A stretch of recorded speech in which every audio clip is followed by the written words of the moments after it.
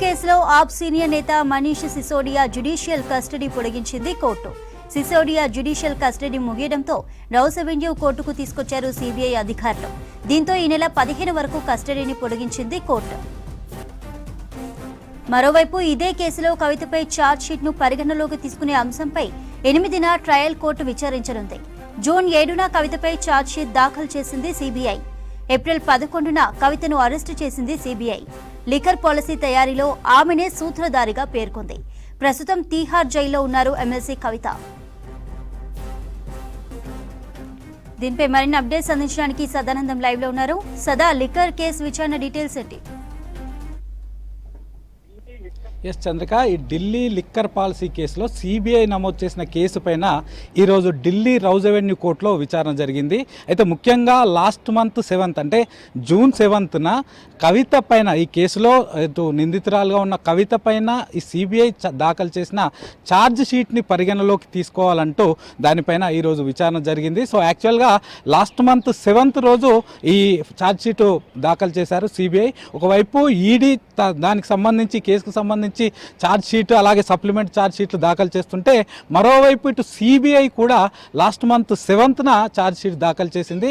So ముఖ్యంగా ఆ charge షీట్లో ఈ పూర్తిగా ఈ లిక్కర్ పాలసీ ఈ సూత్రధారిగా కవితనే ఉందంటూ కూడా ఆ ఛార్జ్ షీట్లో ముఖ్యంగా పేర్కొన్నారు. సో శరత్ చంద్రారెడ్డి ఇటు అలాగే మాగంట రాఘవులు వీళ్ళందరికీ కూడా సౌత్ గ్రూప్ ఏర్పాటు చేసి సో వీళ్ళకి ఢిల్లీలో రిటైల్ జోన్స్ ఇప్పించడంలో కవిత సూత్రధారిగా వ్యవహరించారు. సో తద్వారా సౌత్ గ్రూప్ నుంచి 100 కోట్లు తీసుకొని అటు ఆమ్ ఆద్మీ పార్టీకి సంబంధించి గోవాలో జరిగిన ఎలక్షన్స్కి హవాలా రూపంలో కవితనే అక్కడికి పంపించిందంటూ కూడా ఈ ఛార్జ్ షీట్లో పేర్కొన్నారు. ఇక ఇదే కాకుండా పూర్తిగా ఈ ఢిల్లీ లిక్కర్ పాలసీ జరగడానికి కూడా సూత్రధారి కవితనే ఉన్నారు. కవిత చెప్పినట్లే ఇక్కడ ఢిల్లీ గవర్నమెంట్ సో ఈ లిక్కర్ పాలసీని అనేది తయారు చేసిందంటూ, ముఖ్యంగా మద్యం తయారీదారులు ఎవరైతే ఉన్నారో సో వాళ్ళకి లాభం చేకూర్చే విధంగా కవిత మధ్యవర్తిగా వ్యవహరించారు. సో ఈమె ఈ కేసు అంతా ఈ డీల్ అంతా కూడా ముందుకు తీసుకెళ్లిందంటూ కూడా వాళ్ళు ఛార్జ్ షీట్లో పేర్కొన్నారు. సో ఇదే కేసుకు సంబంధించి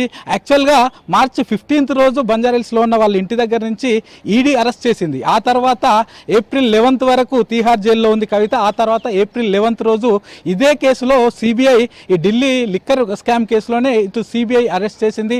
ఆ తర్వాత 3 రోజుల పాటు వాళ్ళ కస్టడీకి తీసుకొని విచారించిన తర్వాత తిరిగి ఏప్రిల్ 15న మళ్ళీ తీహార్ జైలుకు పంపించారు. సో అప్పటి నుంచి ఇప్పటి వరకు కవిత సిబిఐ కేసులో తీహార్ జైల్లోనే ప్రస్తుతానికి ఉంటుంది. సో అప్పటి నుంచి ఇప్పటి వరకు చాలాసార్లు ఇటు ఢిల్లీ రౌజ్ అవెన్యూ కోర్టులో కానీ తర్వాత హైకోర్టులో కానీ ఢిల్లీ హైకోర్టులో కానీ వాళ్ళు ఇటు బెయిల్ కోసం కూడా చాలాసార్లు పిటిషన్ దాఖలు చేస్తారు.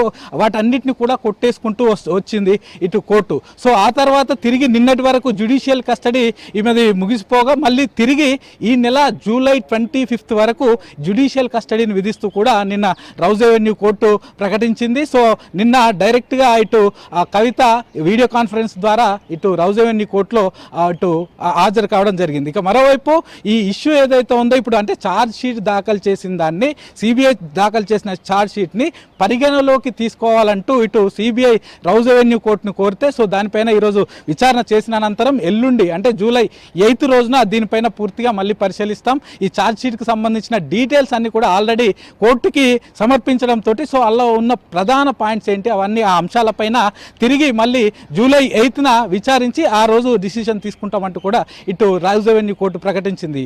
చంద్రిక.